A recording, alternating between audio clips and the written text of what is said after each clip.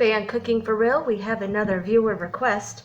Lori wanted to know, what are they supposed to do with all of these green onions that came out of what is undoubtedly your end of season garden. So I'm going to give you a few ideas that have nothing to do with frying them.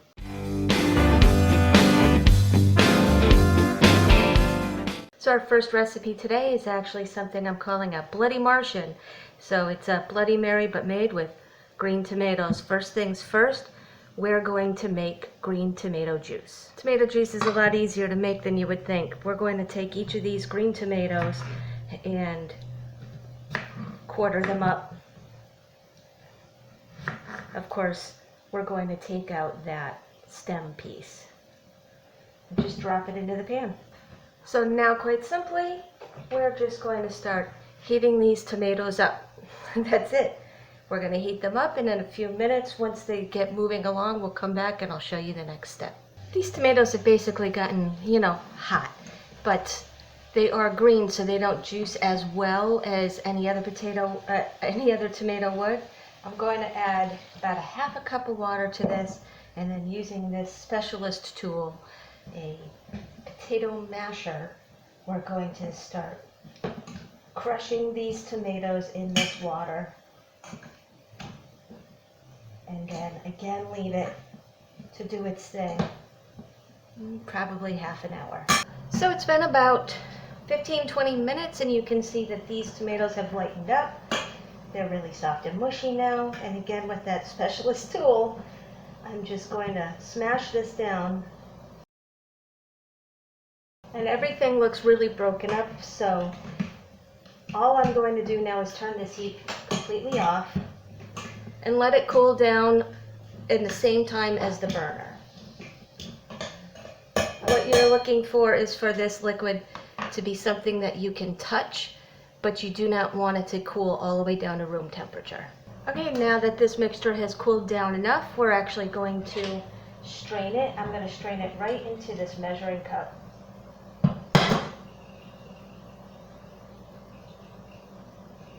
Now there will be no nutritional value left in these green tomatoes after they've been squozed. So once we have all of the juice taken out of them, we're just going to discard the seeds and skins and meat.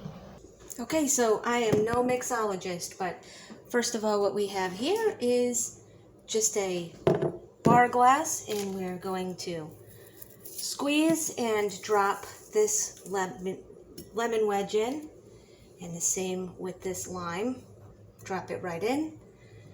We're going to top it with our green tomato juice, 2 dashes of Worcestershire sauce, 2 dashes of hard to open hot sauce,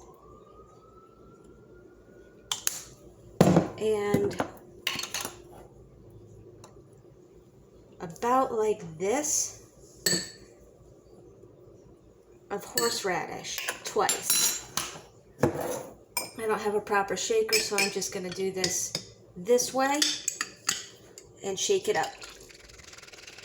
Shaken, not stirred. And we're going to pour this over this frosted glass full of ice.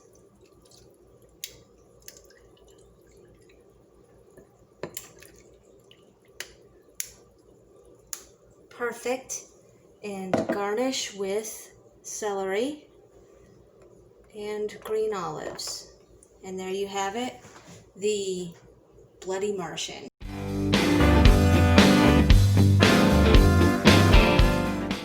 Okay, so here we go with recipe number 2.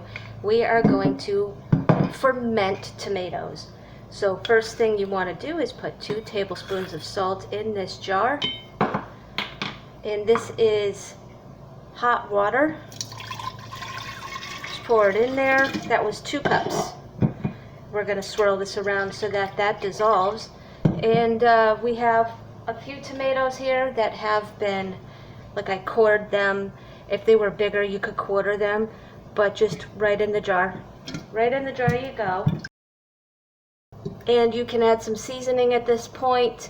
I will just probably throw in some bay leaves. Now, what would you use fermented tomatoes for? Anything that you would use tomatoes for, but you want it fresh. So, by the way, I'm also adding a little bit of sage.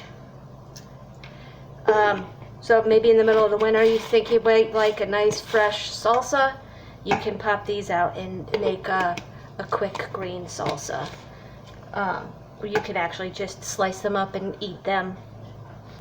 I have talked about these on my channel before. I am using the Sauer Stones because I want to hold these beneath the surface of the water. In you go. Straighten it out. The idea is to keep those tomatoes submerged.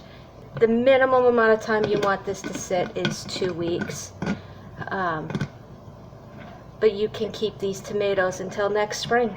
So we're just going to pop this away in a cool, dark place, and you can have fresh tomatoes in December if you so choose.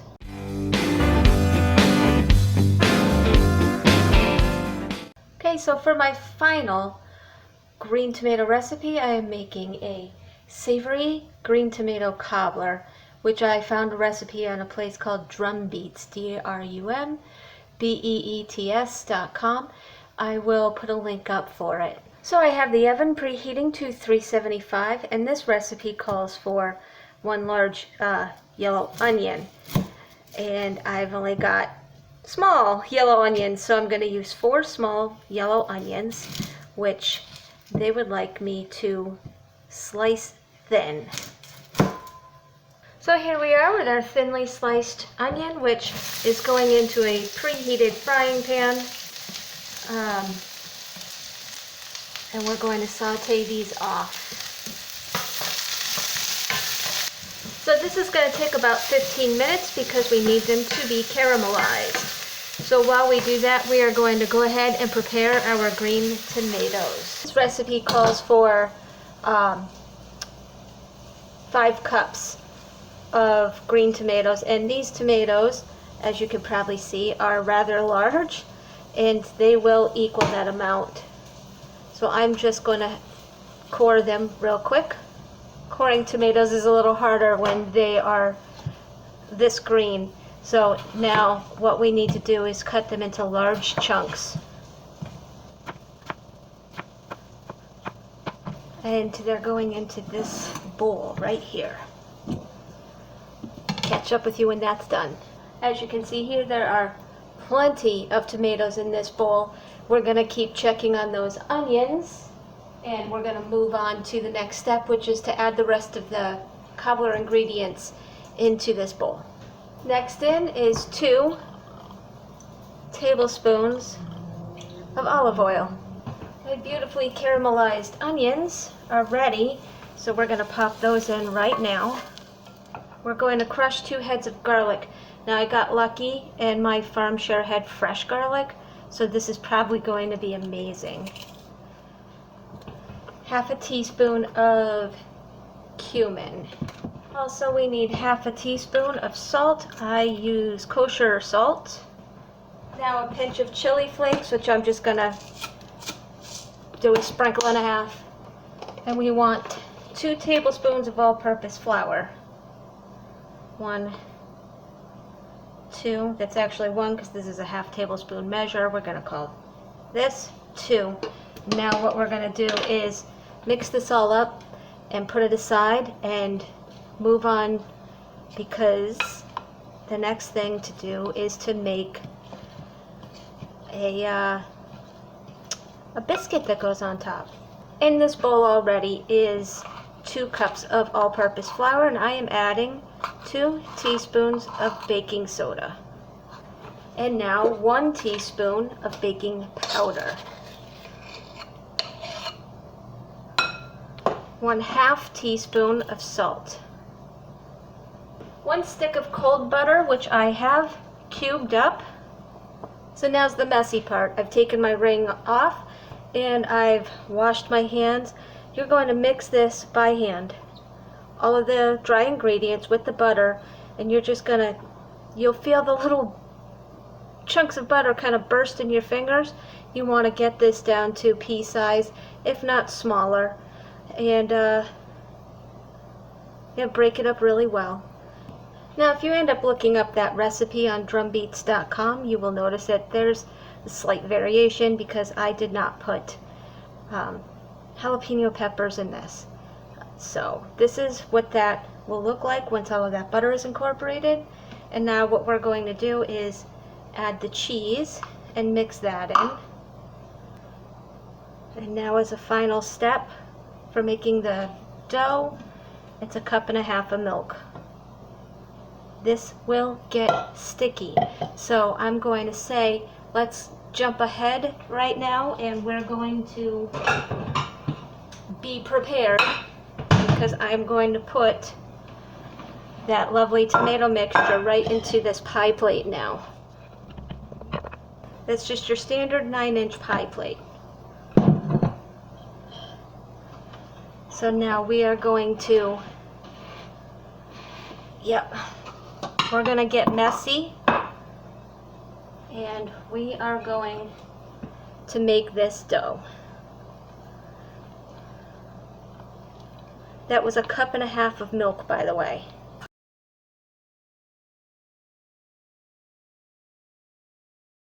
I'm going to go ahead and add a little more flour. Their instructions say that this dough should be sticky and not very formable, but this is too loose in my opinion. So there we go. That's more like it.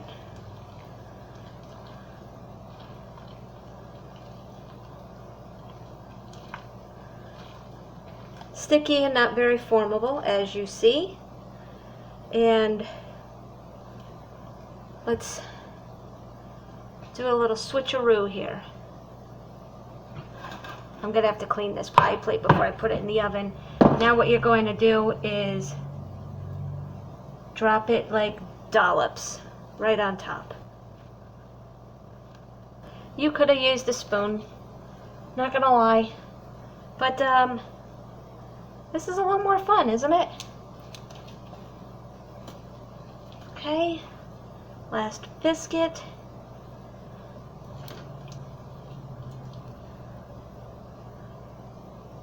Let me wash my hands real quick. Now on top we are going to lightly sprinkle more cheese. We are also going to dust it with coarse cornmeal. And now it's going into that 375-degree oven. Once I wipe all of the stuff off of the outside so it doesn't burn. And according to the recipe, that's going to be in that oven for 45 minutes to an hour.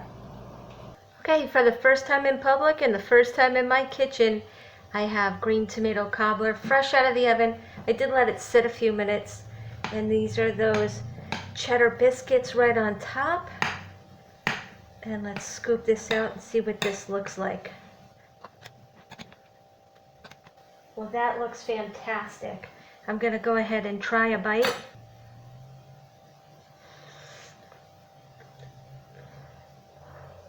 It's a little hot.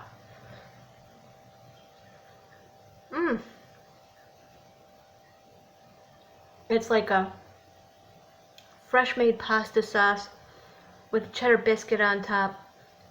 It's delicious.